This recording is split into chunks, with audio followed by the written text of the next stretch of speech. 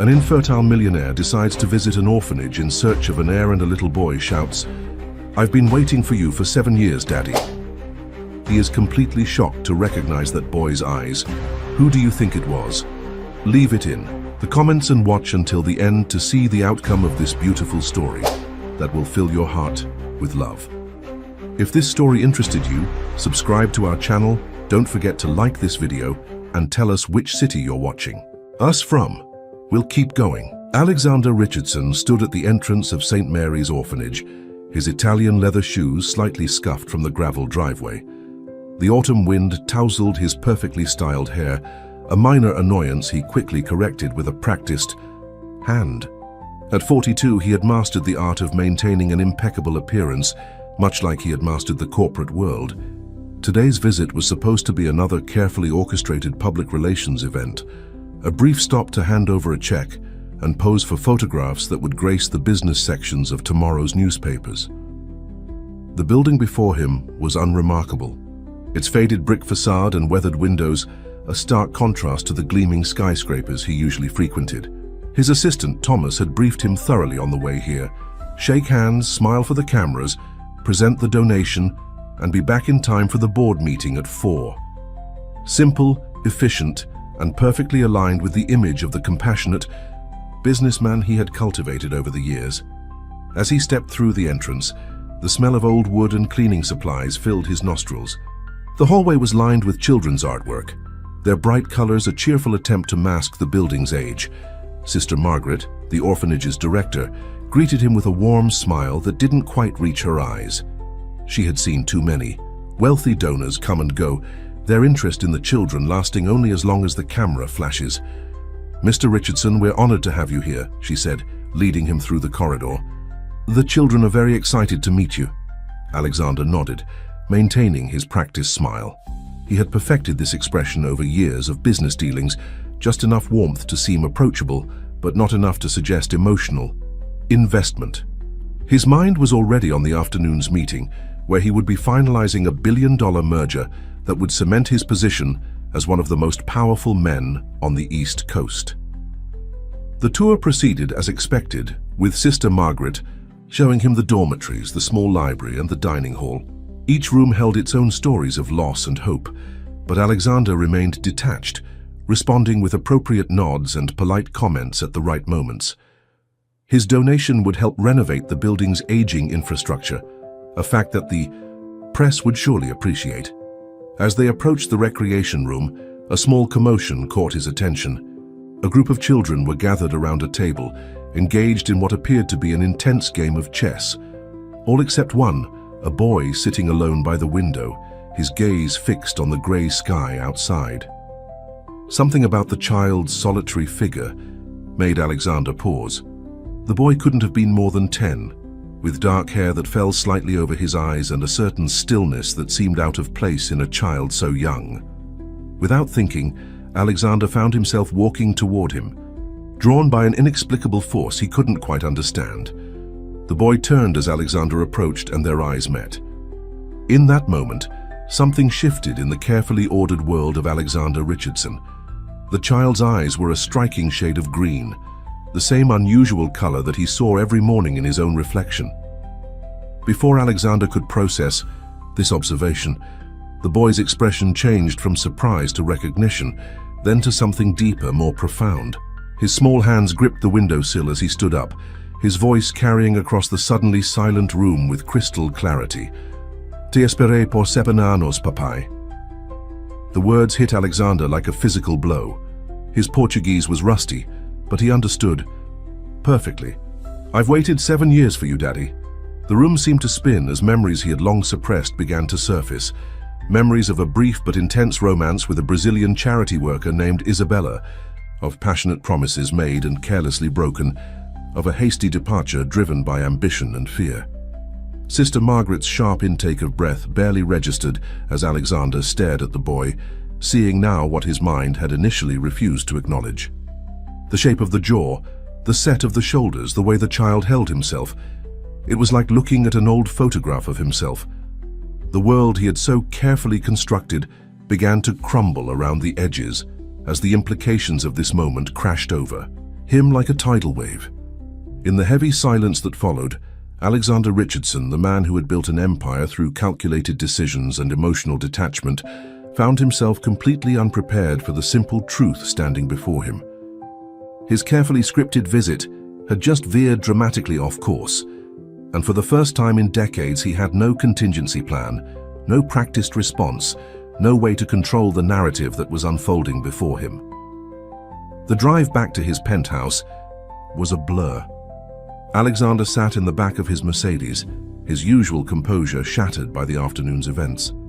Thomas had attempted to discuss the upcoming board meeting, but Alexander had silenced him with a sharp gesture. For the first time in years, business was the furthest thing from his mind. The boy's name was Lucas. Sister Margaret had pulled him aside after the shocking revelation, sharing what little information they had. Lucas had arrived at the orphanage 3 years ago, after his mother had fallen ill. The documentation was sparse, but one detail stood out. His mother's name was Isabella Santos. Alexander's hands trembled slightly as he poured himself a drink in his study. The Manhattan skyline sparkled beyond his floor-to-ceiling windows, but he barely noticed it. Instead, his mind was caught in a whirlpool of memories he had spent years trying to forget. 7 years ago, he had been a different man. Ambitious, but not yet powerful. Hungry for success, but still capable of genuine emotion. Isabella had been working with a charitable foundation that his company was partnering with. She was beautiful, passionate about her work, and completely unlike the socialites he usually dated. Their romance had been intense but brief, ending when he received the opportunity that would launch his career to new heights. He remembered their last conversation with painful clarity. Isabella had tried to tell him something important, but he had been too focused on his impending departure to really listen. He had promised to call, to stay in touch, but those promises had dissolved in the intoxicating rush of success that followed. A knock at his study door interrupted his thoughts. "Mr. Richardson?" It was Mrs. Chen, his housekeeper. "The background check reports you requested have arrived." Alexander took the thick envelope she offered, waiting until she left, before tearing it open. The private investigators he kept on retainer had worked quickly. Pages of information about Isabella's life after their separation spilled across his desk. Her work with various charities, her return to Brazil, her pregnancy. Alexander's heart clenched as he read the medical reports from her final days. The last document in the pile was a birth certificate. Lucas Alexander Santos, born 9 months after Alexander had left. There was no father listed, but the middle name spoke volumes. Isabella had given their son his name, even after he had abandoned them. His phone buzzed, another message from the board about tomorrow's merger meeting. Alexander stared at it for a long moment, before making a decision that would have been unthinkable just hours ago. He called his secretary. "Cancel everything for the next week," he instructed, his voice firm despite his inner turmoil. "And get me everything you can find about St. Mary's Orphanage, financial records, board members, inspection reports, everything." As he hung up, Alexander's gaze fell on a framed magazine cover on his wall, his first major feature in Forbes, celebrating his meteoric rise to success. The headline read, "The Man Who Never Loses," but looking at it now, all he could see was what he had lost along the way.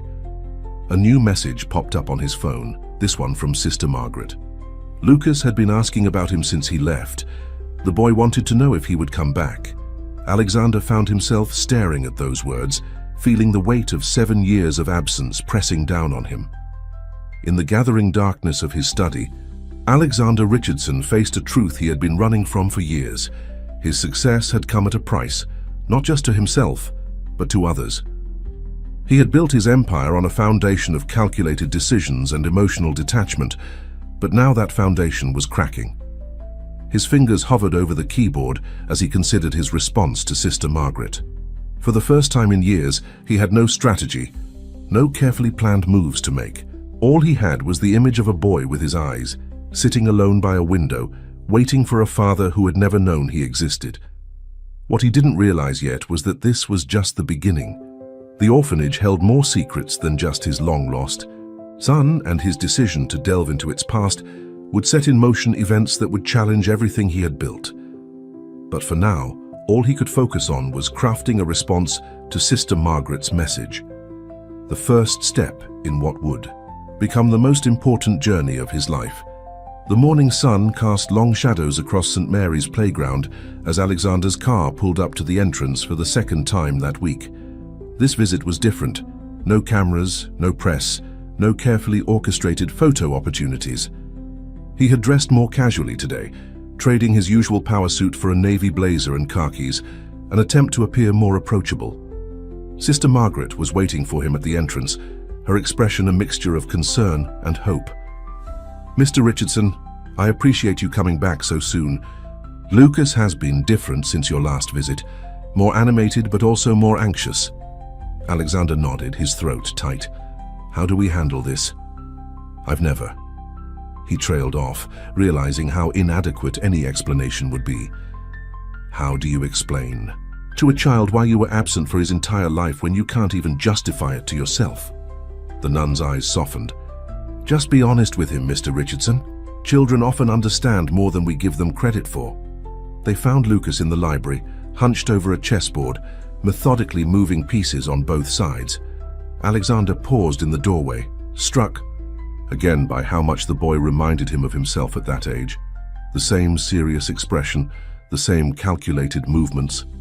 Lucas looked up as they approached, his green eyes widening. He quickly stood, knocking over several chess pieces in his haste. "You came back," he said in Portuguese, his voice barely above a whisper. Alexander moved closer, kneeling to help pick up the fallen pieces. "Yes," he replied in the same language, his accent heavy but understandable. "I'm sorry it took me so long." The boy's hands trembled slightly as he placed the white king back on the board. "Mama said you might come one day. She said you were very important and busy, but that you had a good heart." The words hit Alexander like a physical blow. Isabella had every right to tell their son the truth about his abandonment, yet she had chosen to preserve his image instead. The weight of her forgiveness, even after everything he had done, was almost unbearable. "Do you play?" Lucas asked, gesturing to the chessboard, his voice careful and measured. Alexander smiled, recognizing the olive branch for what it was. "I do. Would you like to teach me your favorite strategy?" For the next hour they played in near silence, communicating through the universal language of the game. Lucas was surprisingly skilled, his moves revealing a strategic mind well beyond his years. Alexander found himself genuinely challenged several times, not holding back as he might have expected to with a child. Between moves, Lucas would glance up at him, studying his face as if memorizing every detail. The boy's questions, when they came, were surprisingly practical. He didn't ask about the past or make emotional demands. Instead, he wanted to know about Alexander's work, his interests, whether he liked dogs, he did, and if he knew how to make pancakes, he didn't. As their third game drew to a close, Lucas finally asked the question that had clearly been weighing on him. "Will you come back again?" Alexander looked at the boy, his son, and felt something shift inside him. The careful walls he had built around his emotions began to crack. "Yes," he said firmly, "as often as you'll let me." Sister Margaret, who had been discreetly observing from a distance, chose that moment to approach. "Lucas, it's almost time for your tutoring session with Mr. Parker." The boy's face fell slightly, but he began carefully arranging the chess pieces back in their starting positions. "Will you come tomorrow?" he asked, not looking up. Alexander glanced at Sister Margaret, who gave a slight nod. "I'll be here," he promised. "Maybe we can play another game?" Lucas's smile was small but genuine. As he left the library, he paused at the door, turning back. "Mama was right about you," he said softly, then disappeared down the hallway. Left alone with Sister Margaret, Alexander ran a hand through his hair, a rare gesture of uncertainty. "There's so much I need to know," he said. "About Lucas, about Isabella, about what happened." The nun's expression became guarded. "There are things about this situation that are complicated, Mr. Richardson. The circumstances that brought Lucas to us." She hesitated. "Perhaps we should discuss this in my office." As Alexander followed, Her through the corridors, he couldn't shake the feeling that there was much more to the story than he knew. The way Sister Margaret had hesitated, the careful way Lucas had studied him, even the presence of this mysterious Mr. Parker, everything suggested layers of complexity he was only beginning to glimpse. What he didn't know yet was that his decision to become part of Lucas's life would unravel a web of secrets that stretched far beyond the walls of St. Mary's. But for now, all he could focus on was the warmth in his chest when Lucas smiled, and the growing certainty that, for the first time in years, he was exactly where he needed to be. Sister Margaret's office was a small room dominated by filing cabinets and a dated computer. She gestured for Alexander to take a seat while she retrieved a thick file from one of the drawers. The label read Lucas Santos in neat handwriting. "Before we continue," she said, settling behind her desk, "I need to know your intentions, Mr. Richardson. Lucas has been through enough. If you're not serious about being in his life..." "Sham?" Alexander interrupted, surprising himself with the firmness of his conviction. "I've missed 7 years, I won't miss any more." She studied him for a long moment before nodding. "Very well. There are things you need to know." She opened the file, spreading out several documents. "Lucas came to us 3 years ago, after Isabella became ill. She had specifically requested St. Mary's, despite there being other facilities closer to their home." Alexander leaned forward. "Why this orphanage?" "That's one of many questions we've had," Sister Margaret admitted. "The documentation we received was unusual. Everything was in order, almost too perfectly in order, and then there were the financial arrangements." She pulled out a bank statement. "Monthly deposits have been made to an account for Lucas's care. Substantial deposits from an offshore account we haven't been able to trace. At first, we assumed they were from you, but..." "They weren't," Alexander said sharply. "I didn't even know he existed until yesterday." His mind was racing. Who would have arranged this and why? "There's more," Sister Margaret continued. "Lucas receives weekly visits from a tutor, Mr. Parker. He was arranged by the same anonymous benefactor. The man is qualified, certainly, but his curriculum goes far beyond normal elementary education. Advanced mathematics, economics, even basic business principles." Alexander felt a chill run down his spine. Someone had been preparing Lucas, grooming him for something. But what? "Has anyone else shown unusual interest in Lucas?" he asked. Sister Margaret hesitated. "There have been inquiries about his welfare, his progress, always through intermediaries, always very professional. We've maintained strict privacy protocols, as requested by Isabella's final instructions." Alexander's head snapped up. "You have instructions from Isabella?" The nun reached into the file and withdrew a sealed envelope. She left this to be given to Lucas on his 18th birthday, but given the circumstances, she held it out to Alexander. His hands shook slightly as he took the envelope. Inside was a letter, written in Isabella's flowing handwriting. As he read, his face grew increasingly pale. "Mr. Richardson," Sister Margaret's voice seemed to come from far away, "is everything all right?" Alexander carefully folded the letter and placed it back in the envelope. "No," he said quietly. "Everything is not all right. Isabella knew. She knew something was going to happen to her. This letter, she was trying to warn Lucas, to protect him from something, or someone." He stood abruptly, pacing the small office. The anonymous deposits, the specialized tutoring, the privacy protocols. Someone has been watching Lucas his entire life, planning something. He turned to Sister Margaret. "I need copies of everything you have, every document, every record of these mysterious inquiries. And I need to know more about this Mr. Parker. Mr. Richardson, what exactly are you suggesting?" "I'm not sure yet," he admitted, "but I think Isabella chose this orphanage for a reason. She was trying to keep Lucas safe until I found him." He ran a hand through his hair. "And now that I need to understand what she was protecting him from." A knock at the door interrupted them. It was Mrs. Chen, Alexander's housekeeper, looking uncharacteristically flustered. "Mr. Richardson, I apologize for the interruption, but there's something you need to see immediately." She handed him a tablet, opened to a financial news website. The headline made his blood run cold. "Mystery investor acquires significant stake in Richardson Enterprises. Board meeting called." Alexander looked from the tablet to Isabella's letter, pieces of a puzzle he didn't yet understand beginning to align in his mind. Someone had been preparing for this moment, orchestrating events from the shadows. The question was, who? As if in answer, his phone buzzed with a message from an unknown number. The boy plays chess well, doesn't he? Just like his father. Time to make the next move, Alexander. Sister Margaret watched with concern as all color drained from his face. Mr. Richardson?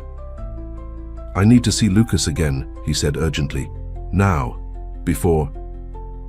The lights in the office flickered once, then went out, plunging them into darkness.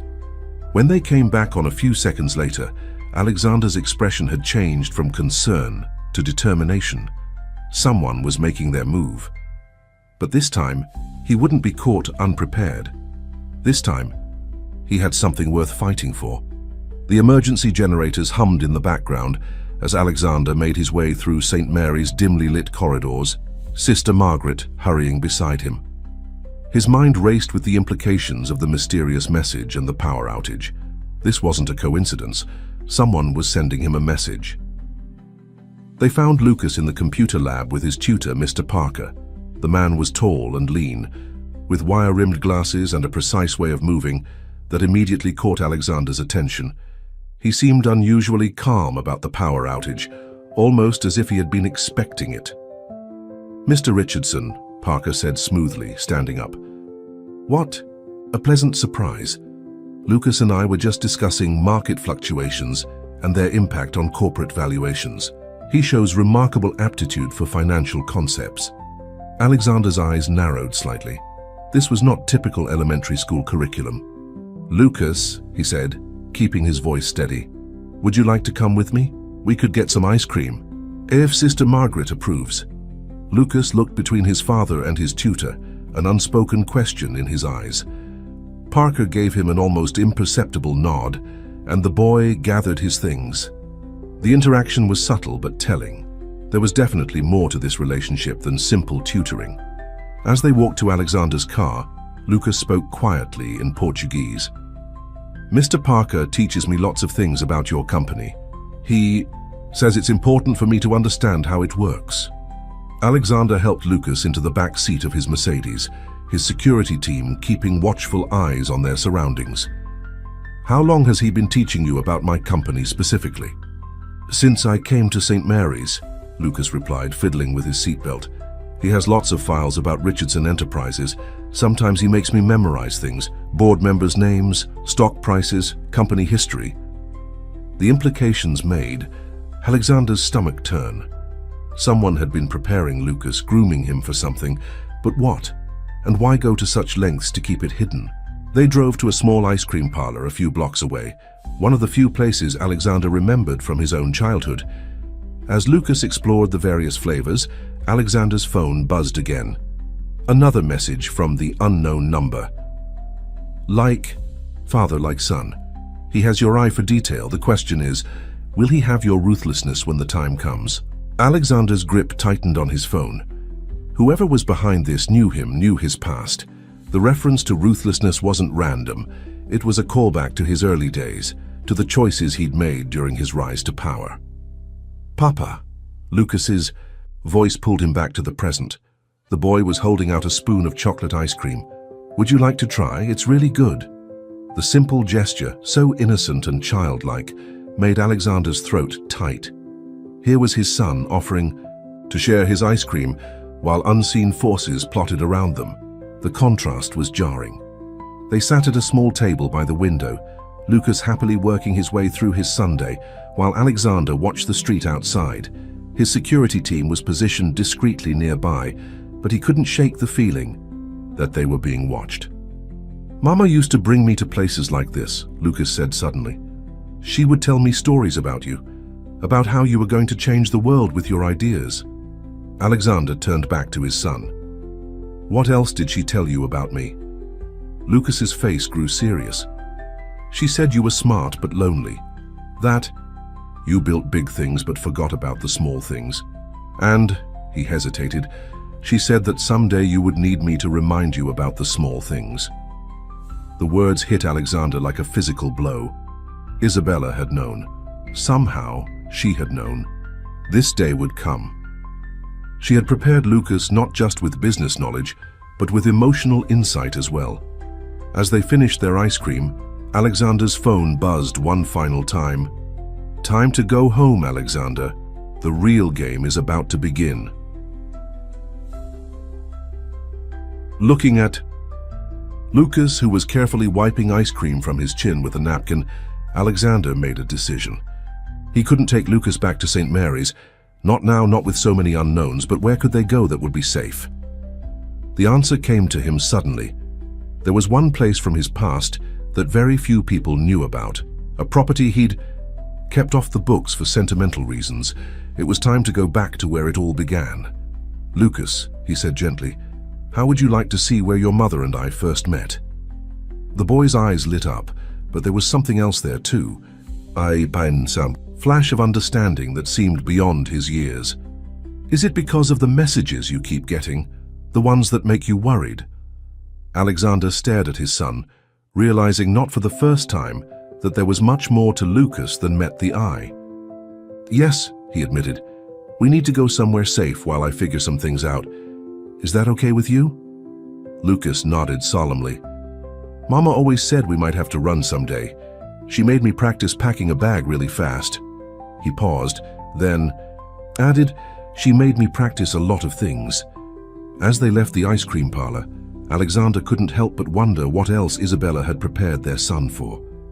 And more importantly, what she had known was coming that had made such preparation necessary. The old Victorian mansion stood silently at the end of a private road in the Berkshires, its weathered exterior a testament to years of minimal maintenance. Alexander hadn't visited the property in almost 8 years, not since the day he'd signed the papers that would launch his corporate empire. Now, as he guided his car up the gravel driveway, memories flooded back. This had been the site of the Charity Foundation's summer retreat, where he'd first met Isabella. She had been giving a presentation on sustainable development in South American communities, her passion and intelligence capturing his attention immediately. They'd spent countless hours on the wraparound porch, discussing everything from global economics to their favorite books. Lucas pressed his face against the car window, taking in the sprawling grounds and the forest beyond. It's like a fairy tale house, he said softly. Alexander smiled, remembering Isabella saying almost the same thing the first time she'd seen it. He'd bought the property impulsively after their relationship ended, unable to bear the thought of strangers living here. Now that sentimental decision might prove to be their salvation. The house's security system was state-of-the-art, despite its aged appearance. Alexander had made sure of that, even though he never visited. As they pulled up to the front door, he noticed fresh tire tracks in the gravel. Someone had been here recently. Stay in the car, he instructed Lucas, signaling to his security team. They did a thorough sweep of the property, while Alexander kept a watchful eye on his son, who had pulled out a small notebook and was writing something. What are you working on? Alexander asked, trying to keep his voice casual while his security team cleared the house. Lucas held up the notebook, revealing a series of numbers and symbols. Mr. Parker taught me about codes. I'm trying to figure out the pattern in the license plates of the cars that have been following us. Alexander's breath caught. What cars? The black SUV that's been 3 cars behind us since the ice cream shop, and the blue sedan that kept showing up at St. Mary's during my playground time. Lucas spoke matter-of-factly, as if tracking surveillance vehicles was a normal childhood activity. Mama said I should always pay attention to patterns.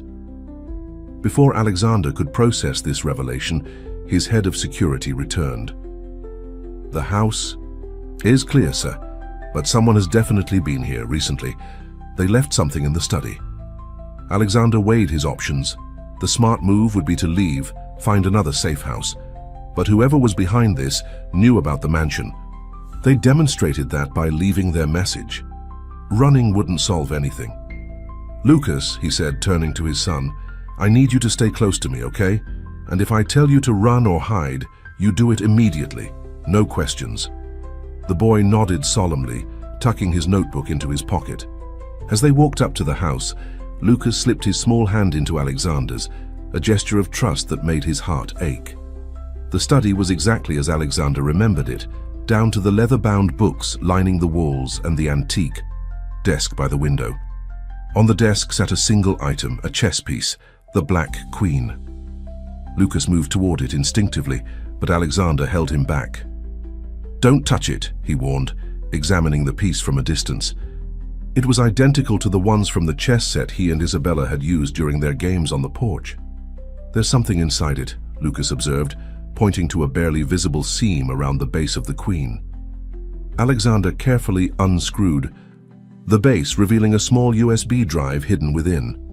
His laptop was still in the car, but he hesitated to use it. There was no telling what might be on that drive. Lucas tugged at his sleeve. "I know what to do," he said. "Mr. Parker taught me about safe computers. We need one that's not connected to anything else." Alexander stared at his son, a new understanding dawning. Lucas's education hadn't just been about business.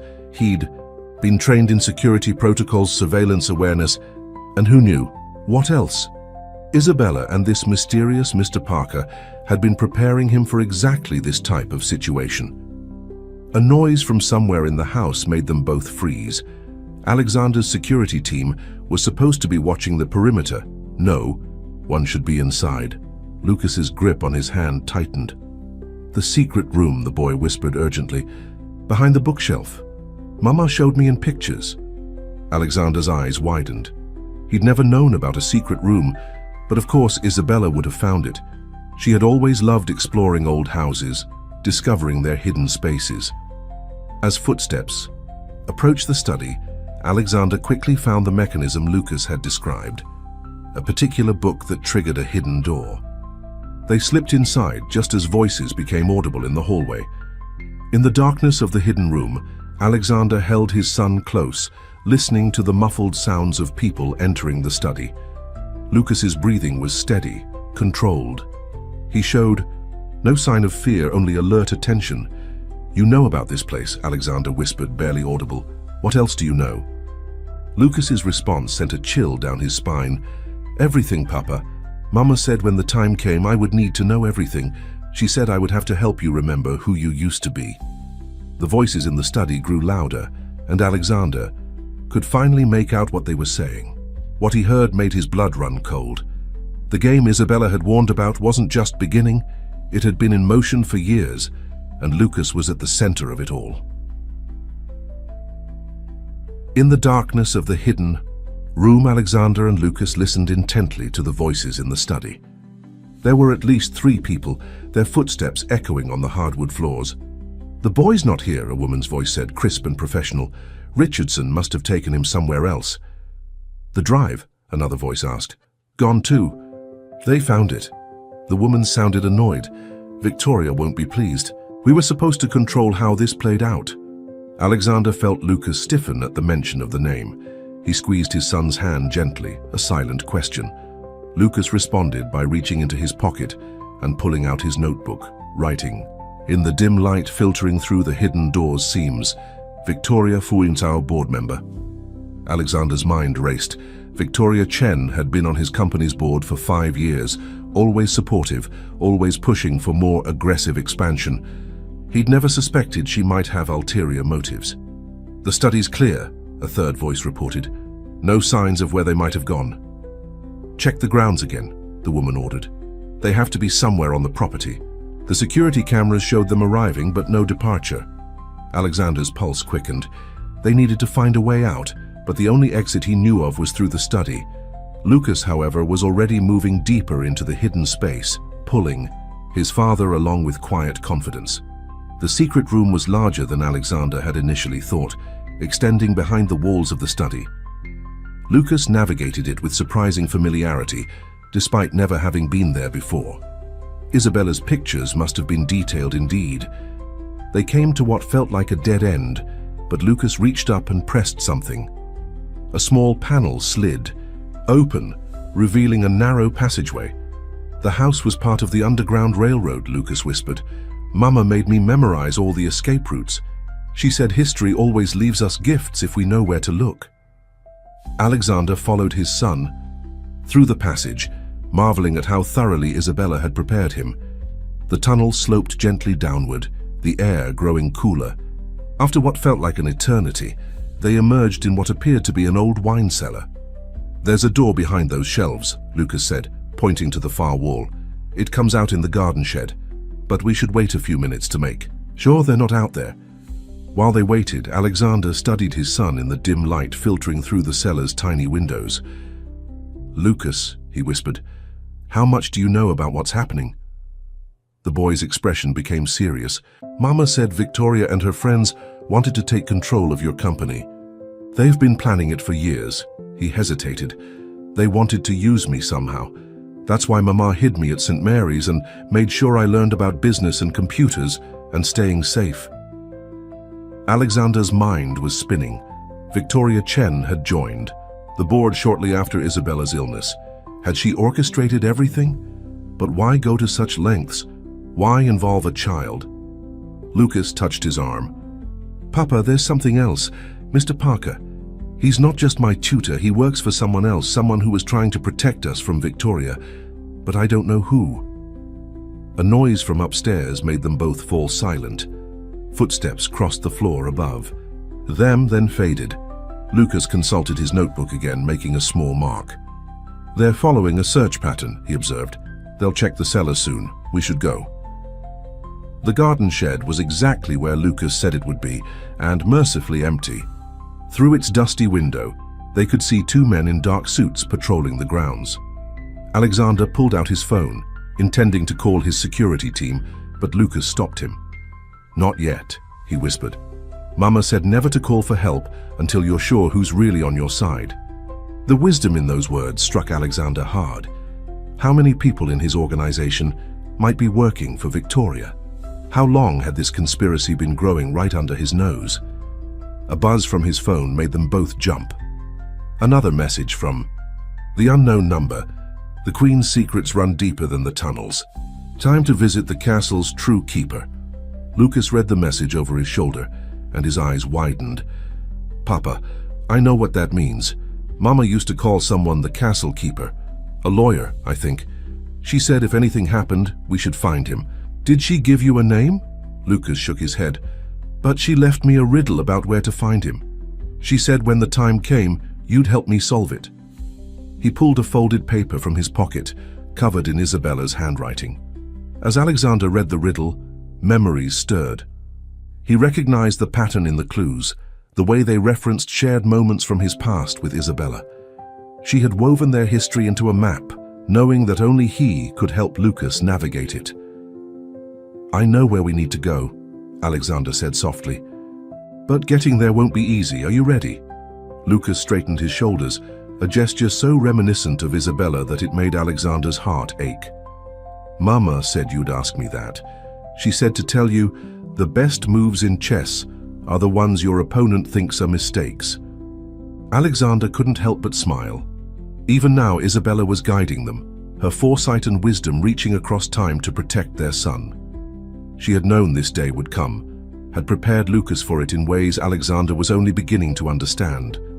What he didn't know yet was that the castle keeper held more than just legal documents. He held the key to understanding why Victoria and her allies had gone to such lengths to control Lucas's future. And more importantly, he held the truth about Isabella's final days, a truth that would shake the foundations of everything Alexander had built. The late afternoon sun cast long shadows across Central Park as Alexander and Lucas made their way through the winding paths. They had managed to slip away from the mansion using one of Isabella's planned escape routes, and now, after a series of calculated movements to ensure they weren't followed, they were approaching their destination. The Belvedere Castle loomed before them, its Victorian Gothic architecture a stark contrast to the modern skyline beyond. Lucas walked with purpose, counting his steps and occasionally consulting the riddle. "Mama said the castle keeper isn't in the castle," he explained. "But the castle shows the way to find him." Alexander watched as his son studied the structure, applying the clues from Isabella's riddle. The boy's methodical approach reminded him so much of himself, but there was an intuitive element, pure Isabella. in the way Lucas connected seemingly unrelated details. "There!" Lucas pointed to a particular stone in the castle's facade. "Look at the pattern. It matches the chessboard coordinates in the riddle."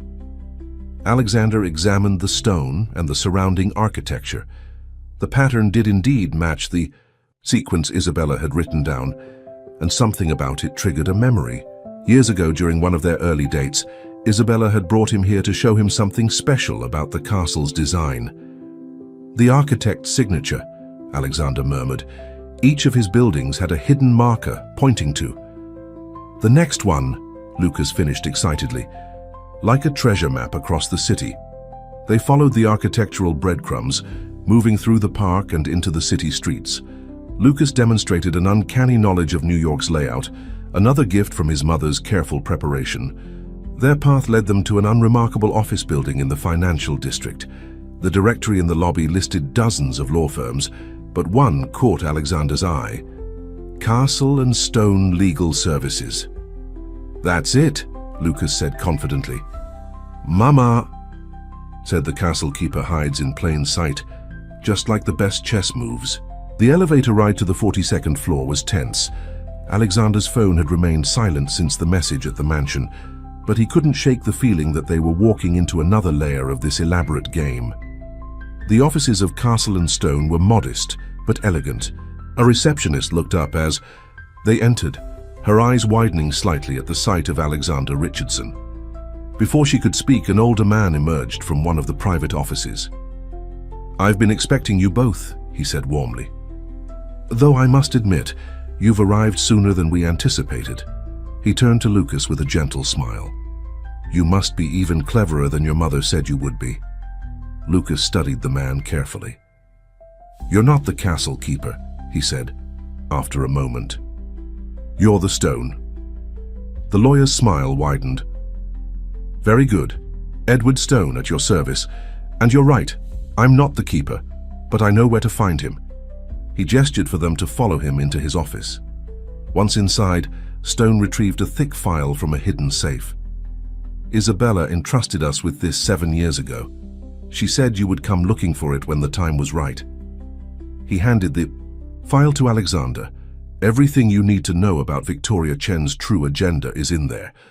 Alexander opened the file, his expression darkening as he read. Lucas watched his father's face intently, noting every micro-expression just as Mr. Parker had taught him.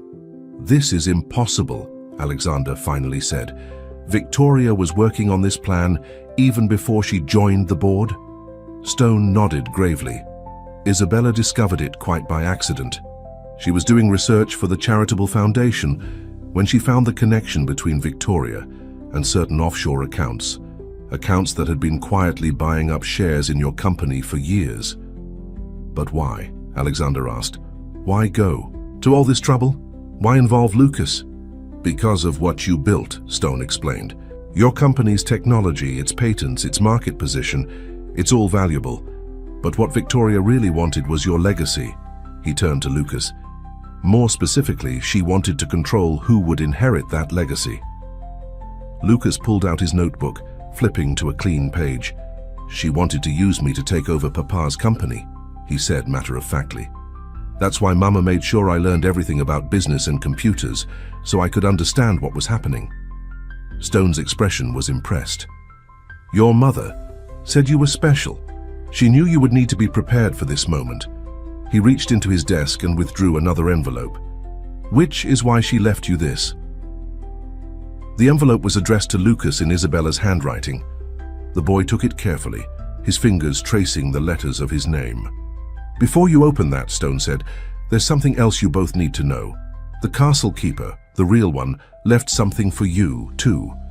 A way to turn Victoria's plan against her." Alexander leaned forward. "Who is the castle keeper?" Stone's answer was interrupted by a commotion in the outer office. Voices were raised and footsteps approached rapidly. "It seems we have less time than I hoped," Stone said calmly, pressing a button under his desk. A panel in the wall slid open, revealing a hidden corridor. "The service elevator will take you to the basement. There's a car waiting. The driver knows where to take you." "To the castle keeper?" Alexander asked. Stone smiled mysteriously. To someone even more important. Someone who's been watching over Lucas since the day he was born. He looked at the boy knowingly. Someone your mother trusted more than anyone else in the world. As they hurried through the hidden passage, Lucas clutched both the envelope and his notebook tightly. "Papa," he whispered, "I think I know who we're going to meet." Alexander looked at his son questioningly. "The person who's been sending you the messages," Lucas said. "The one who knew about the chess games and the Queen's secret." He paused, his green eyes bright with certainty. "We're going to meet my grandmother." The service elevator descended smoothly to the basement level of the building. Alexander kept one hand protectively on Lucas's shoulder, his mind racing with the implications of what his son had just said. A grandmother. Isabella's mother. He tried to remember if Isabella had ever mentioned her family, but those memories from 7 years ago were frustratingly hazy. The basement parking garage was dimly lit and nearly empty. A single black Mercedes waited for them, its engine running. As they approached, the back door opened, revealing an elegant woman in her early 60s. Her silver hair was perfectly styled, and her posture spoke of old money and refined power. But it was her eyes, the same striking green as Lucas's, that made Alexander stop in his tracks. "Hello, Alexander," she said in perfect English, though with a hint of a Brazilian accent. "I've been looking forward to meeting you properly." She turned to Lucas with a warm smile. "Meu querido neto, you've grown so much." Lucas didn't hesitate.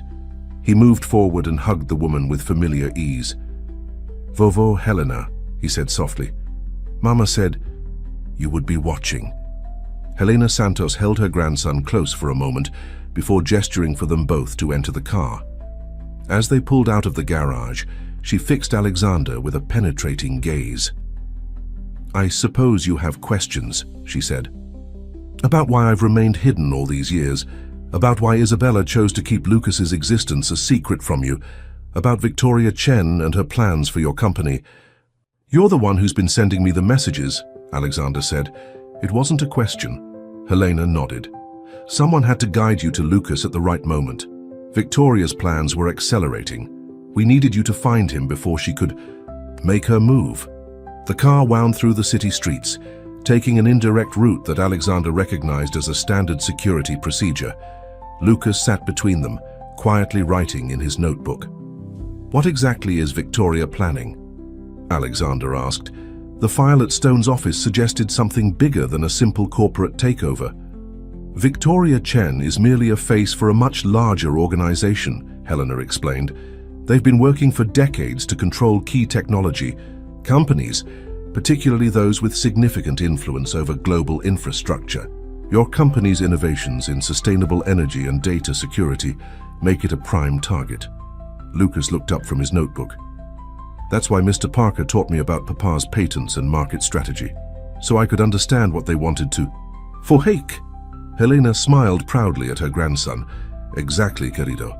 Isabella knew that Victoria would try to use you to gain control. A long-lost heir, suddenly discovered and groomed to take over.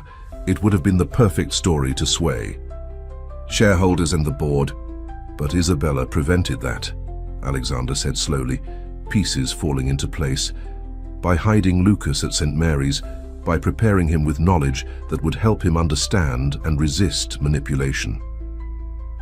"My daughter was always 3 steps ahead," Helena said, a touch of sadness in her voice. "She knew what was coming even before—" She trailed off, glancing at Lucas. The boy reached out and took his grandmother's hand. "It's okay, Vovo. I know Mama did everything to protect me. That's why she made sure I learned chess, not just to play, but to think strategically." Alexander watched this interaction with a mixture of emotions. The bond between Lucas and his grandmother was obvious, built on years of secret contact and shared understanding. He felt a pang of regret for all the time he had missed, all the moments he could have had with his son. "Where are we going?" he asked, as the car turned onto the West Side Highway, heading north. "To the real castle," Helena replied. "The place where Isabella first discovered Victoria's plans and where she left the evidence we need to stop them." Lucas's eyes lit up. "The research facility. Mama used to work there, didn't she?" Before she met Papa? Helena nodded. It's where everything began, and now it's where we'll find what we need to end it. The car continued north, leaving the city behind. Alexander's phone buzzed one final time. The message was different now, no longer cryptic. The pieces are in position. Time to show Victoria what a real chess master can do. He looked at Helena, who smiled. That wasn't from me this time, she said. Check the signature. Alexander scrolled down, his breath catching as he saw the initials at the bottom. I.S. Impossible, he whispered. Lucas peered at the phone, then consulted his notebook. No, Papa, not impossible. Look at the timestamp. This message was scheduled to be sent today, 7 years ago. Mama left us a trail of digital breadcrumbs, time to activate when we needed them most. Alexander stared at his son in amazement. Even now, Isabella was helping them, her brilliant mind having anticipated and planned for this very moment. She had encoded her guidance in chess moves, hidden it in architecture, embedded it in scheduled messages, all to ensure that when the time came, they would have everything they needed to protect their son. As the car wound through the increasingly wooded landscape, Helena pulled out a tablet. There's something you both need to see before we arrive. Isabella left a video message, meant to be watched at exactly this moment. Lucas and Alexander leaned closer as Helena pressed play. Isabella's face appeared on the screen, looking exactly as Alexander remembered her. She smiled, her green eyes bright with intelligence and determination. If you're watching this, she began, then everything is proceeding exactly as we planned. Alexander, my love, I'm sorry for keeping Lucas from you, but it was the only way to keep him safe until you were ready to face what's coming. And Lucas, meu filho querido, it's time for you to understand the full truth about your heritage and the real reason Victoria Chen wants to control your father's company.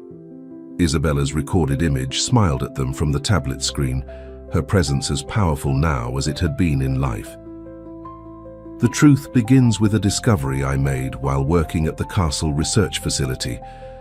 We were developing new methods of sustainable energy distribution, ways to make power accessible to communities that had been left behind by traditional infrastructure.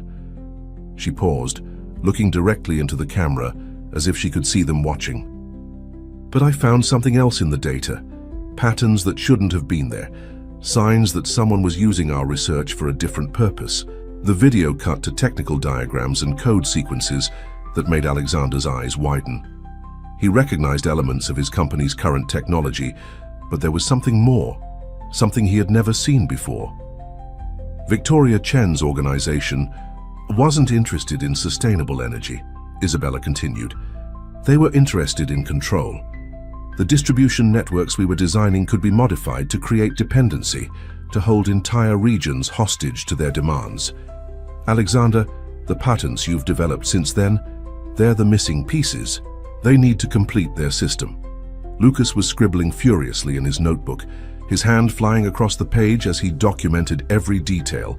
Helena watched him with a mixture of pride and concern. But I built in a safeguard, Isabella's voice continued. A weakness that only becomes apparent when you understand the full scope of their plan. That's why Lucas needed to learn about business, about technology, about chess, because the solution requires understanding how all the pieces move together. The car turned onto a private road, winding deeper into the woods.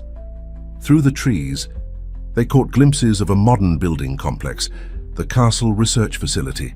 The evidence is hidden in the facility's original servers, Isabella explained, but accessing it requires a specific sequence of steps, a pattern based on our shared history. She smiled again. Alexander, do you remember our first chess game? The way you let me win because you thought it would impress me? Alexander couldn't help but smile at the memory.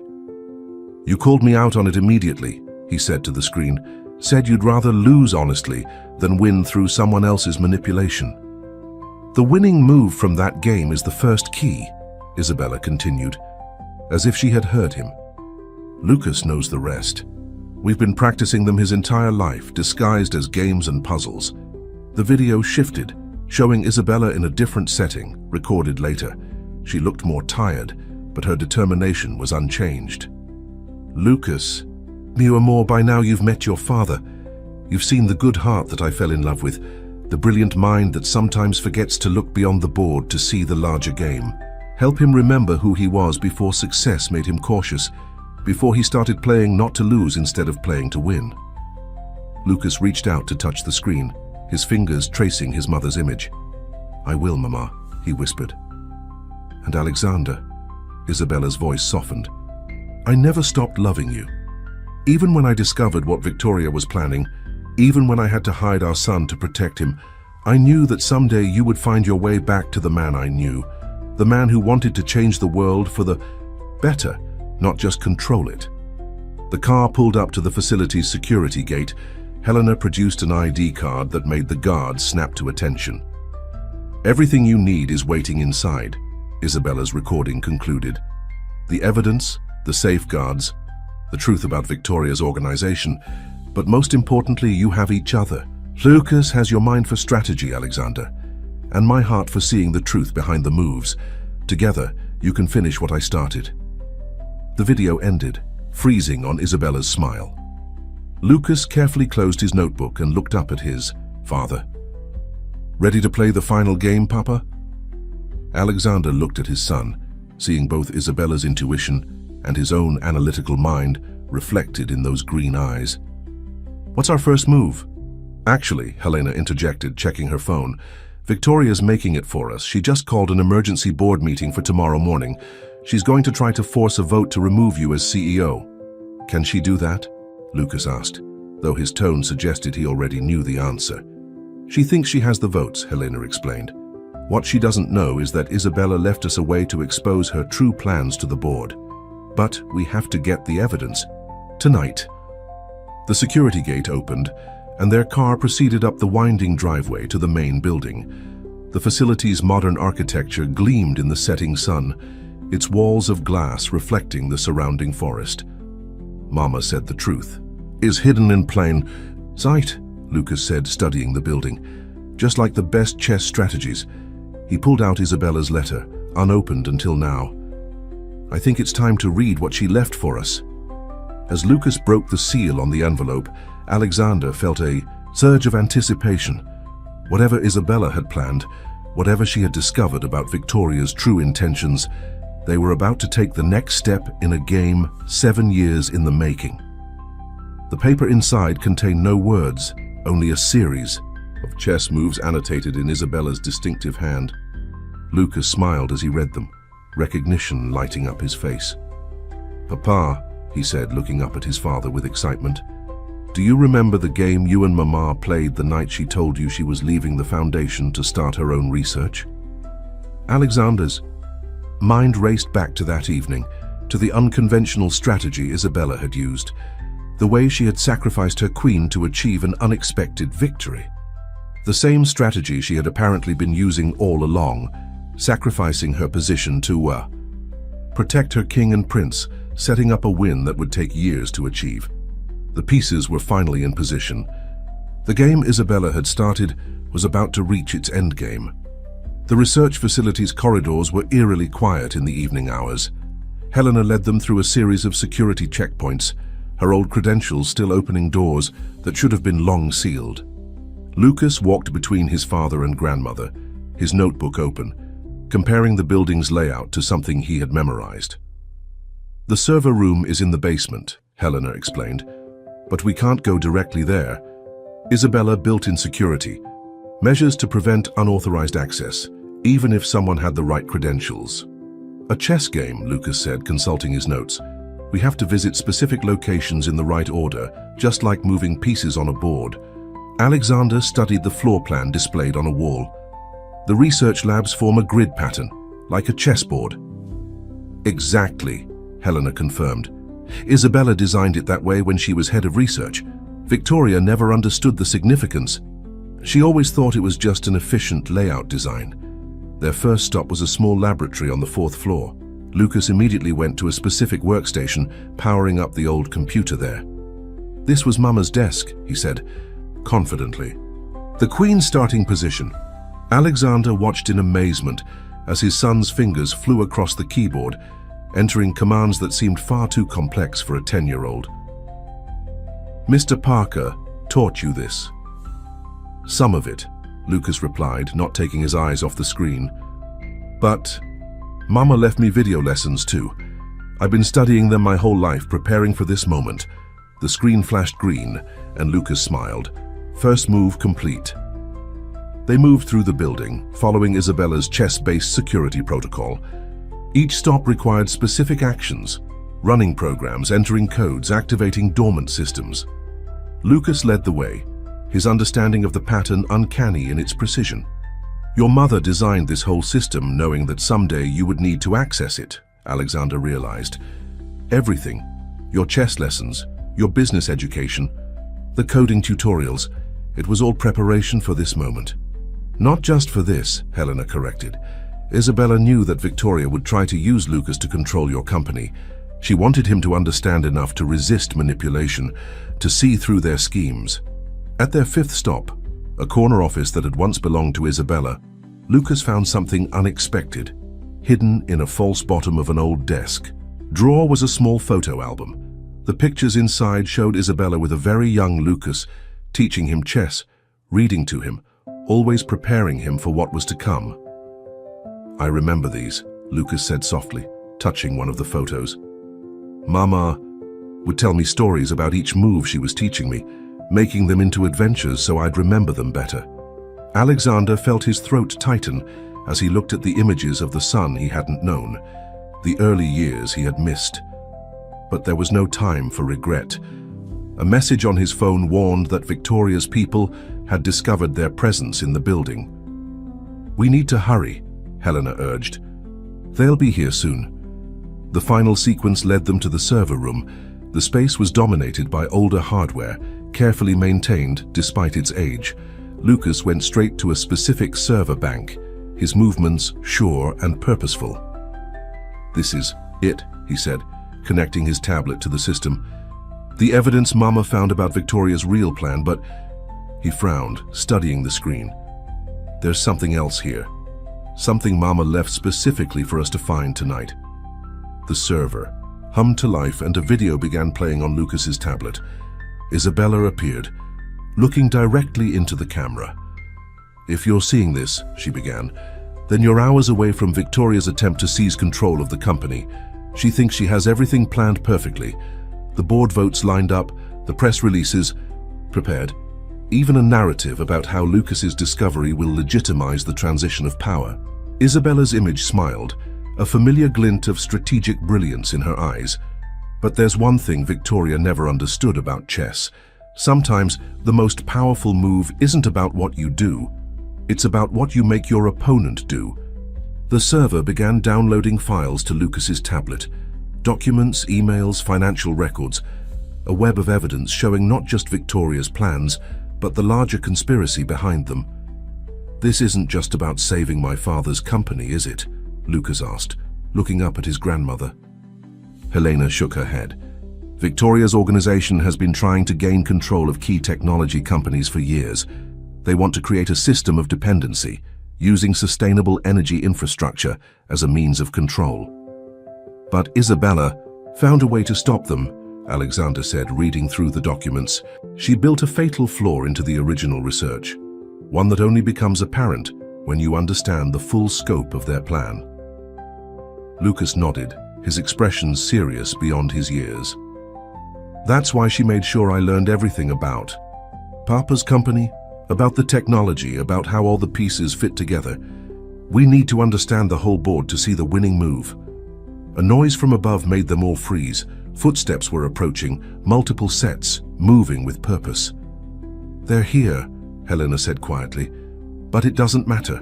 We have what we need." Lucas quickly disconnected his tablet, but not before initiating one final program, one that Isabella had prepared years ago, waiting for this exact moment. "What did you just do?" Alexander asked, recognizing the look of satisfaction on his son's face. The same expression Isabella used to have after executing a particularly clever chess move. "Mama's last gift," Lucas replied, a small smile playing at his lips. "She called it the Queen's Gambit, By this time tomorrow, Victoria's going to learn why you should never underestimate a mother's ability to protect her child. As they made their way to the emergency exit, Alexander realized that the game wasn't just about saving his company. It was about completing a strategy that Isabella had set in motion 7 years ago, a strategy that required both father and son to play their parts perfectly. Dawn broke over Manhattan as Alexander's car pulled up to Richardson Enterprises headquarters. The morning news was already buzzing with speculation about the emergency board meeting, but none of the reporters gathered outside knew the real story that was about to unfold. Lucas sat in the back seat, dressed in a perfectly tailored suit that Helena had somehow produced overnight. He looked remarkably composed for a 10-year-old about to walk into a corporate battleground. "Remember," Helena said, adjusting Lucas's tie, "Victoria expects you to be just a child, someone she can mold and manipulate. That's her first mistake." Alexander watched his son review the notes in his ever-present notebook one last time. The boy had spent hours studying the evidence they'd retrieved, understanding every nuance of Victoria's plan and Isabella's countermeasures. "Are you ready?" Alexander asked. Lucas looked up, his green eyes bright with determination. "Mama always said the hardest part of chess is making your moves look like mistakes until it's too late for your opponent to recover." They entered the building through a private entrance, avoiding the press. The executive floor was already buzzing with activity. Board members and senior executives hurried through the corridors, their faces tense with anticipation. Victoria Chen stood in the boardroom doorway, her expression careful as she watched them approach. "Alexander," she said smoothly, "I see you've brought your unexpected guest." "My son," Alexander corrected firmly, "Lucas Richardson." Something flickered in Victoria's eyes, surprise perhaps that they were acknowledging the relationship so openly. Her gaze fixed on Lucas, evaluating, calculating. "Of course," she said, "this must be quite overwhelming for you, young man. Perhaps you'd be more comfortable waiting in the executive lounge while we handle these technical matters." Lucas met her gaze steadily. "Actually, Miss Chen, I believe I should be present. After all, this meeting concerns my father's company and my inheritance." Victoria's smile tightened almost imperceptibly. This wasn't how she had planned this moment. The child was supposed to be malleable, easily guided by the narrative she had crafted. The boardroom filled quickly. Alexander took his usual seat at the head of the table, with Lucas choosing to sit not beside him, but at the opposite end, a move that raised eyebrows among the board members. "Before we begin," Victoria announced, standing to address the room, "I think we need to discuss the serious concerns that have been raised about the company's current leadership. In light of recent developments, including the discovery of Mr. Richardson's previously unknown heir, the board needs to consider what's best for the company's stability." She gestured to her assistant, who began distributing folders to the board members. "These documents outline a transition plan that will ensure smooth continuity of leadership while protecting the interests of all stakeholders." "Interesting choice of words," Lucas said clearly, his voice carrying across the room. "Stability, continuity, protection." He opened his notebook. "My mother used similar terms in her research notes 7 years ago." Victoria froze. "I'm not sure what you mean." "Isabella Santos," Lucas continued, his tone conversational but his eyes sharp. "She was studying how control systems could be embedded in sustainable energy infrastructure, the same technology that Richardson Enterprises has been developing, the same systems that your organization has been trying to manipulate." The board members looked between Lucas and Victoria, confusion evident on their faces. Alexander sat back, allowing his son to take the lead, just as Isabella had planned. "Mr. Parker," Lucas called out, "perhaps you could help explain. After all, you've been reporting to both sides, haven't you?" The door opened and Mr. Parker entered, carrying a laptop. Victoria's face paled slightly as she recognized him, not as the simple tutor she had thought him to be, but as someone else entirely.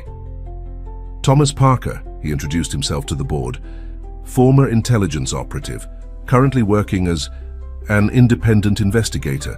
Ms. Santos hired me 7 years ago to monitor Victoria Chen's organization and protect her son. He connected his laptop to the boardroom's display system. With the board's permission, I have some information that might help inform today's discussion. What followed was a masterclass in strategic revelation. The evidence Isabella had gathered, combined with years of Mr. Parker's surveillance, painted a clear picture of Victoria's true agenda. The board watched in stunned silence as the scope of the conspiracy unfolded before them. But it was Lucas who delivered the final move. Standing up, he walked to the center of the boardroom. "Ms. Chen believed that controlling me would give her control of this company," he said, his voice clear and confident. "What she didn't realize was that my mother spent 7 years making sure that would never happen. Everyone in this room needs to understand something. I am not a piece to be played. I am my father's son and my mother's legacy." He turned to face Victoria directly. "Check," he said softly. The tablet in front of Victoria suddenly lit up with a new message. As she read it, the color drained from her face. Isabella's final program had activated, triggering a cascade of revelations that would dismantle her organization's carefully constructed plans. Alexander watched with pride as his son handled the chaos that followed, answering questions from board members with a poise that reminded him so much of Isabella. They had done it, completed the strategy she had set in motion all those years ago. But as the morning wore on, he realized that this wasn't just about winning a corporate battle. It was about understanding the legacy that Isabella had created. Not just in the company's technology or in the evidence she had gathered, but in the remarkable young man who stood before them, combining the best of both his parents. The afternoon sun streamed through the windows of Alexander's office as he watched the news coverage of Victoria Chen's resignation. The business channels were buzzing with speculation about the sudden leadership changes at several major technology companies, all connected to Victoria's organization. But they were missing the bigger story, the one that Isabella had uncovered 7 years ago. Lucas sat in one of the oversized leather chairs, still in his perfectly tailored suit, working on something in his notebook. The events of the morning had left the board in awe of him, but he seemed unfazed by their reaction. He was, Alexander realized, exactly what Isabella had prepared him to be: composed, intelligent, and unfailingly strategic. "Mr. Parker is helping Vovo organize the rest of the evidence," Lucas said, not looking up from his writing. "She says there are other companies that need to be warned about Victoria's partners." Alexander nodded, studying his son's focused expression. "You handled yourself incredibly well today. Your mother would be proud." Lucas finally looked up, a small smile playing at his lips. "She knew I could do it. That's why she made sure I learned everything I would need." He hesitated, then asked, "Are you staying this time, Papa?" The question caught Alexander off guard. Despite everything they had accomplished together, there was still so much uncertainty between them. "Yes," he said firmly, "I'm not going anywhere. We have a lot of time to make up for." A knock at the door interrupted them. It was Thomas, Alexander's assistant, carrying a large package. "This just arrived for Lucas," he said. "It's from the Castle Research Facility." Lucas's eyes lit up as he opened the package. Inside was an old chess set, the same one Isabella had used to teach him strategy through their video calls. Beneath it was another envelope, marked with today's date. "Another message from Mama?" Alexander asked, moving to look over his son's shoulder. Lucas shook his head. "No, this is different." He opened the envelope carefully, revealing a series of documents. "These are patents, early versions of the sustainable energy systems, with notes about how to fix the vulnerabilities Victoria's people tried to exploit." Alexander examined the documents with growing amazement. Isabella hadn't just exposed the conspiracy, she had provided the solution to prevent it from happening again. The technical specifications detailed a way to make the energy distribution systems truly democratic, impossible to use for control or coercion. "She left us a blueprint," Lucas explained, his voice filled with understanding. "Not just for protecting the company, but for making sure the technology helps people the way it was supposed to. They spent the next few hours going through Isabella's notes together. Alexander found himself repeatedly amazed by the depth of her foresight and by Lucas's ability to grasp complex technical concepts. The boy's education had clearly gone far beyond what even Victoria had suspected. As evening approached, Helena joined them, bringing dinner and more files from Mr. Parker's investigation. "The board is already implementing new security protocols," she reported, "and several of Victoria's former allies have reached out, wanting to cooperate with the investigation." "They're scared," Lucas observed, setting up the chess pieces on Isabella's old board. "They know Mama's evidence could expose their whole network." Alexander watched as his son arranged the pieces with practiced care. "What do you think we should do with the information?" Lucas considered the question seriously. "Mama always said that winning wasn't about taking advantage, it was about making things right." He moved a pawn forward. "We should use the evidence to fix the problems, not to hurt people." Helena smiled proudly. Isabella would agree.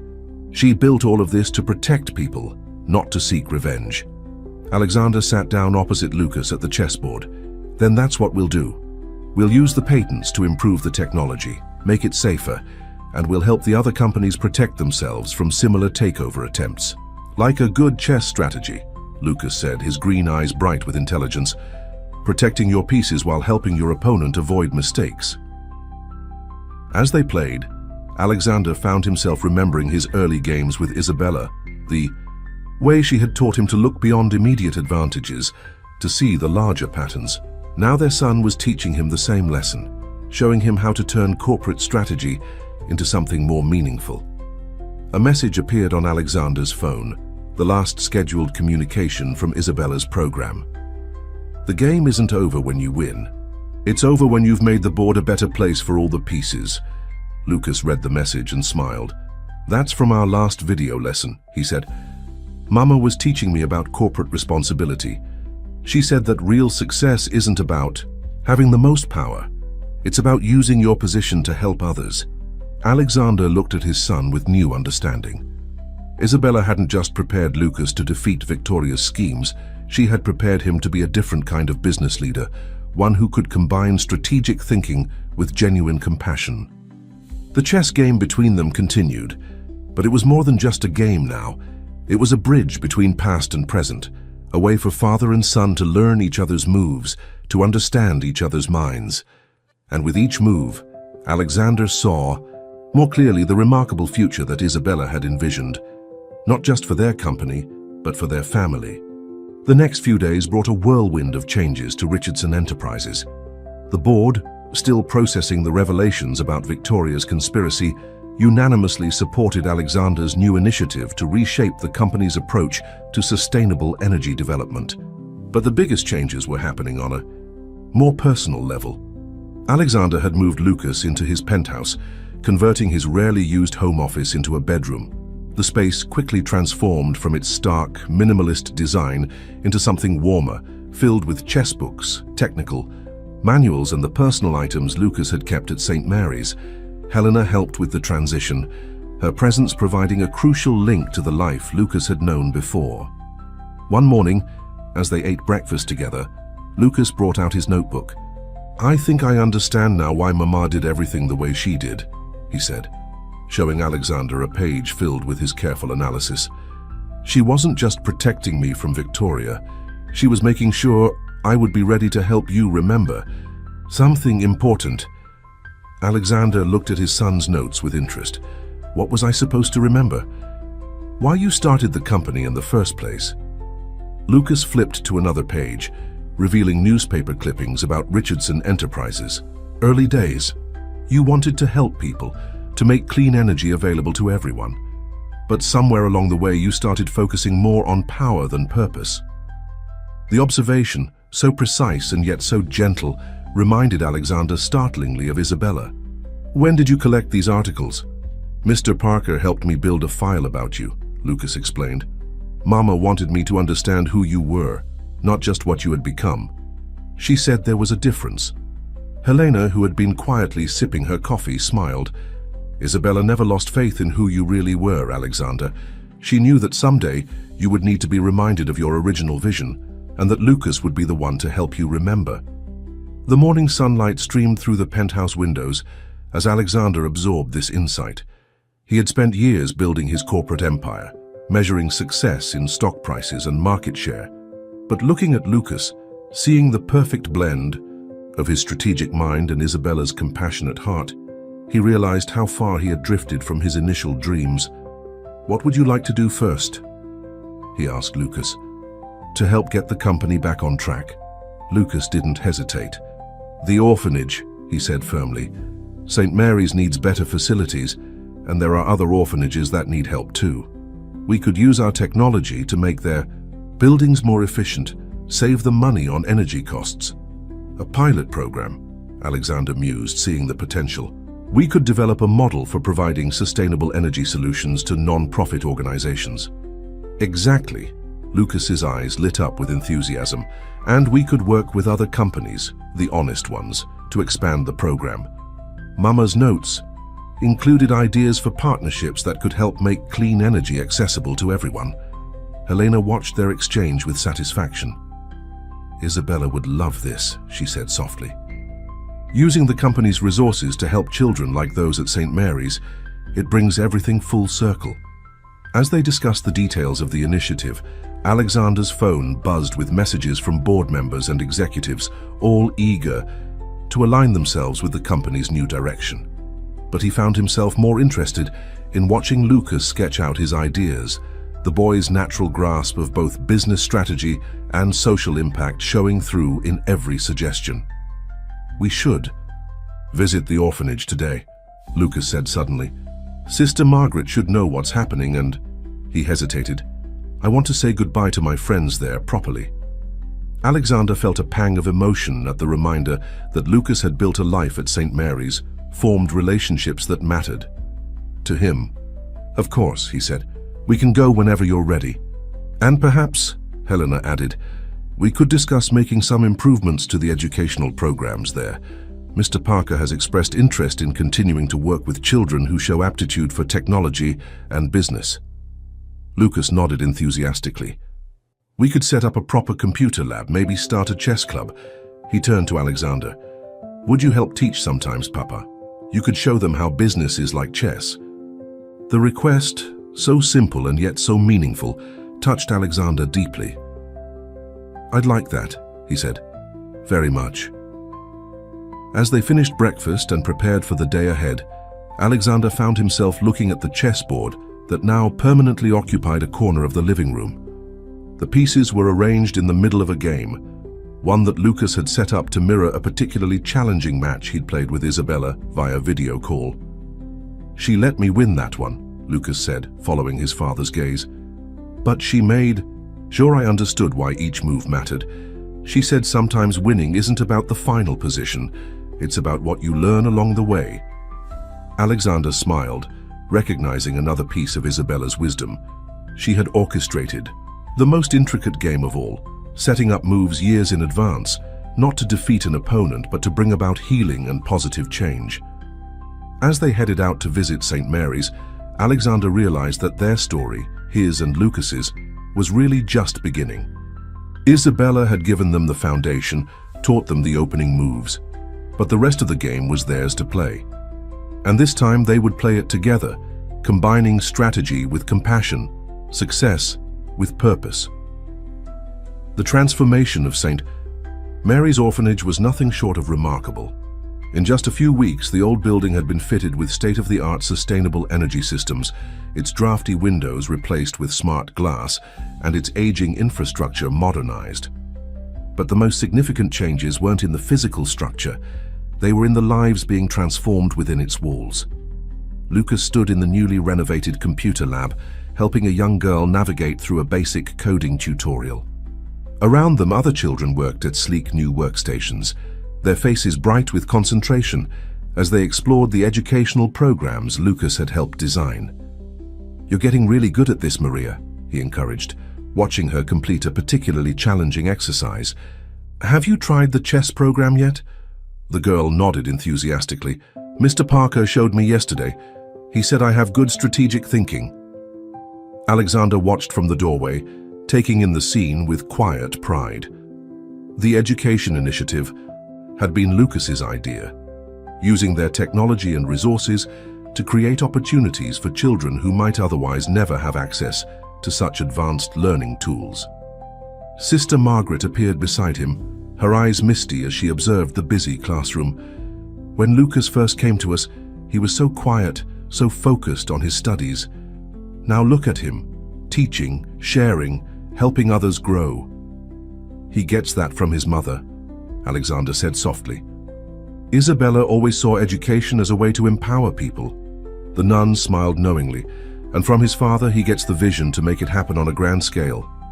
She wasn't wrong. In the weeks since Victoria's departure, Richardson Enterprises had launched similar programs at orphanages and community centers across the country. The sustainable energy systems they installed did more than just reduce costs. They created opportunities for learning, growth, and positive change.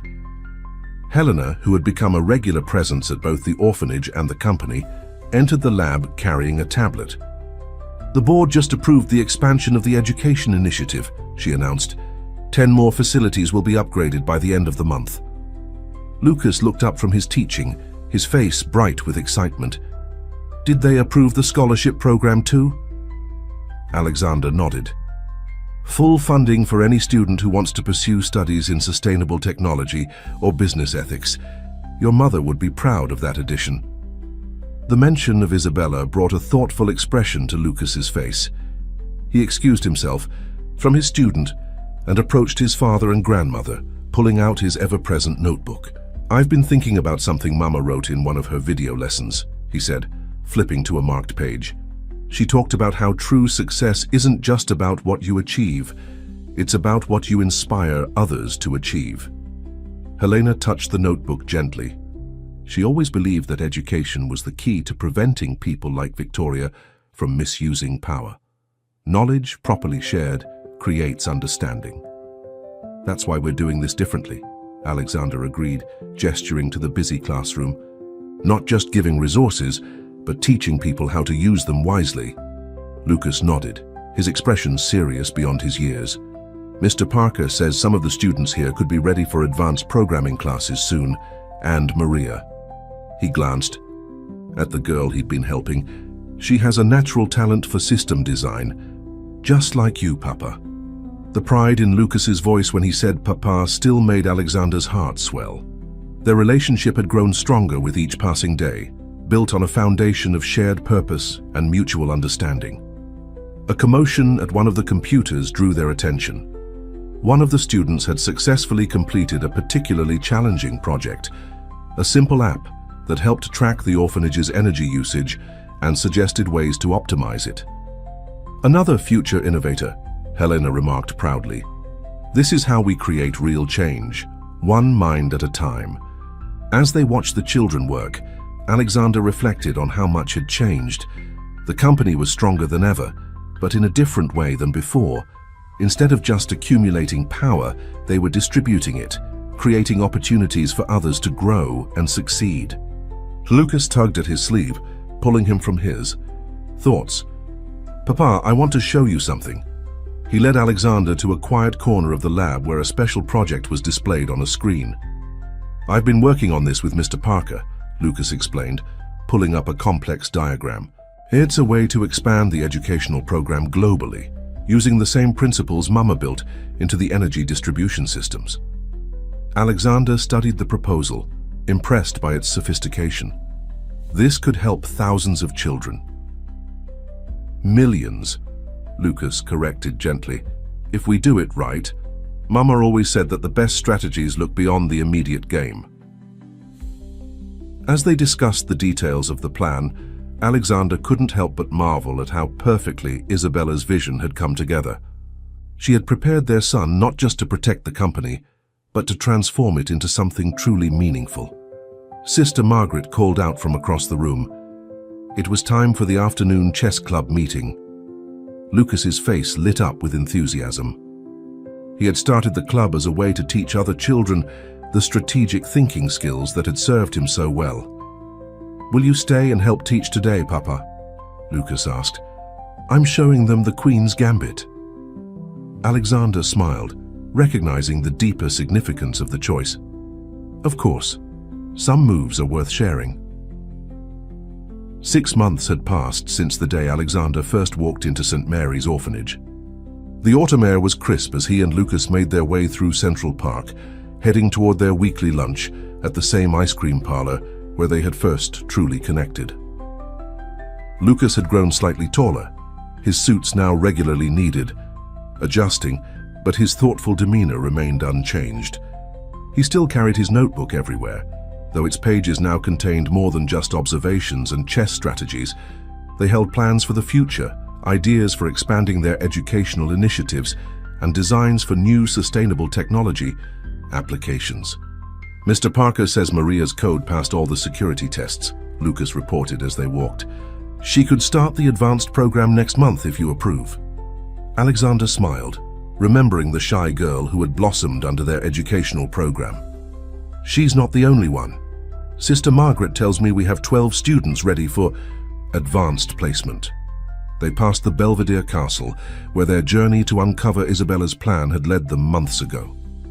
Lucas paused, looking up at the structure thoughtfully. "Sometimes I still expect to get a new message from Mama," he admitted. "A new lesson or puzzle to solve." Alexander put his hand on his son's shoulder.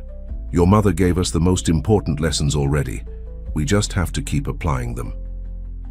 They reached the ice cream parlor, now a regular meeting spot for the Richardson family. Helena was already there along with Mr. Parker, who had become an invaluable advisor in their educational initiatives. "The new board proposals just came in," Helena announced as they sat down. "They're unanimously supporting the global expansion of the education program." Lucas pulled out his notebook, flipping to his latest project outline. "Then we can start implementing the satellite learning centers, the ones using Mama's distribution network design." Mr. Parker nodded, pulling up detailed plans on his tablet. "The first locations have been selected. We can begin implementation next month." As they discussed the specifics, Alexander watched, his son engage in the conversation with confidence and insight.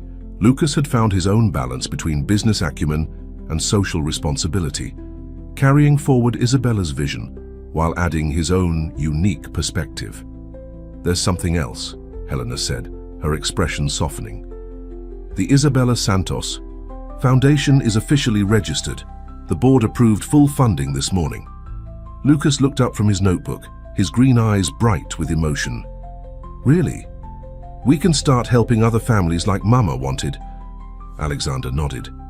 "The foundation will focus on supporting single parents and their children, providing education and opportunities.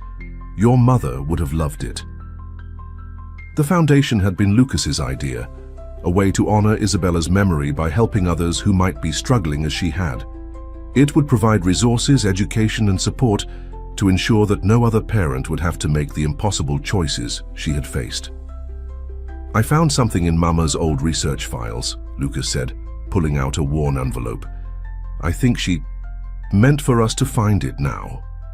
Inside was a letter, written in Isabella's familiar hand, dated just days before her illness. As Alexander read it aloud, her words filled the small ice cream parlor with her presence. "My dearest Lucas and Alexander, if you're reading this, then everything has worked out as I hoped. The company is safe, the technology is being used as it was meant to be, and most importantly, you've found each other. Lucas, my brilliant boy, you've carried such a heavy responsibility on your young shoulders. I prepared you as best I could, not just to face challenges, but to understand that true power lies in how we help others. Your father's strategic mind and my desire to make the world better, you've inherited the best of both of us. Alexander, my love, seeing you become the man I always knew you could be has been worth everything. Remember that success isn't measured in market shares or stock prices, but in the lives we touch and the changes we inspire. Together, you have the opportunity to create something remarkable, not just a successful company, but a force for positive change in the world. The chess game doesn't end with a single victory. It continues with each life you improve, each student you inspire, each family you help. Keep playing the game with wisdom and compassion. And remember that I am always with you in every move you make. All my love. Isabella. As Alexander finished reading, he looked at his son, seeing in Lucas's eyes the same determination that had driven Isabella. They had taken her carefully laid groundwork and built something even more meaningful than she might have imagined. "Papa," Lucas said, pulling out the chess set he now always carried with him. "Would you like to play a game? I've been working on a new strategy." As they set up the board, customers in the ice cream parlor watched with interest. The CEO of Richardson Enterprises and his young son playing chess together just like any other family. But this game was more than just a pastime. It was a continuation of Isabella's legacy, a symbol of the balance between strategy and heart that she had always championed. Helena watched them play, a proud smile on her face. "Isabella would love seeing this," she said softly. Her two chess masters working together to make her dreams come true. The afternoon sun streamed through the windows as father and son continued their game, each move a step forward in their shared journey, each strategy a building block for the future they were creating together.